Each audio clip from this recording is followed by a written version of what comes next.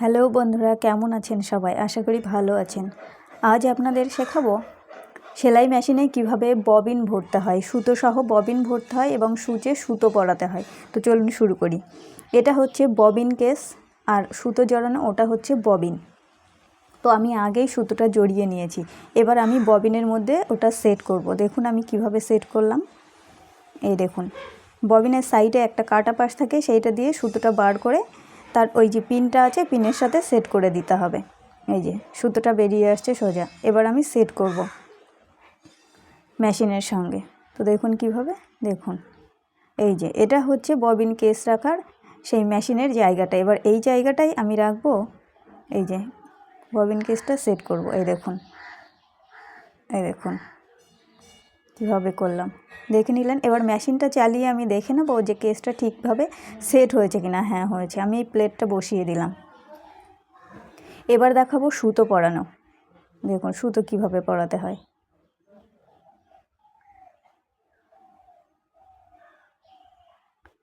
এই যে সুতো পরানোর যে এই জায়গাটায় যে স্প্রিংগুলো রয়েছে, সেই স্প্রিংয়ে দুটো মাঝখানে ওটা ঢোকাতে হবে। দুটো প্লেট আছে, দুটো প্লেটের মাঝখানে দিয়ে সুতোটা এই যে বা সাইডে নিয়ে এসে ওখানে একটা লক আছে, ওই লকের মধ্যে দিয়ে ঢুকিয়ে দিয়েই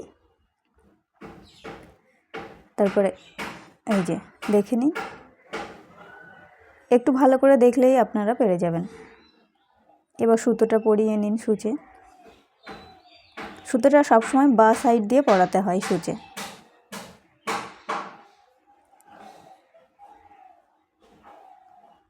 এই যে হয়ে গেল। এবার মেশিনটা চালিয়ে দেখে নিতে হবে ঠিক আছে কিনা। নিচের সুতোটা ওপরে উঠে আসবে আর ওপরের সুতোটা নিচে চলে যাবে। এবার দুটো সুতোর মধ্যে সেলাই হয়ে যাবে। এবার দেখুন এই যে হয়ে গেছে। এবার আমি এক টুকরো সিট কাপড় দিয়ে সেলাই করে দেখব যে সেলাইটা কেমন হচ্ছে।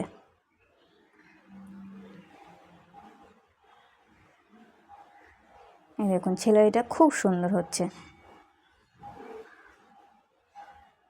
অতএব ওটা সেট করা আমার ঠিকঠাক হয়েছে।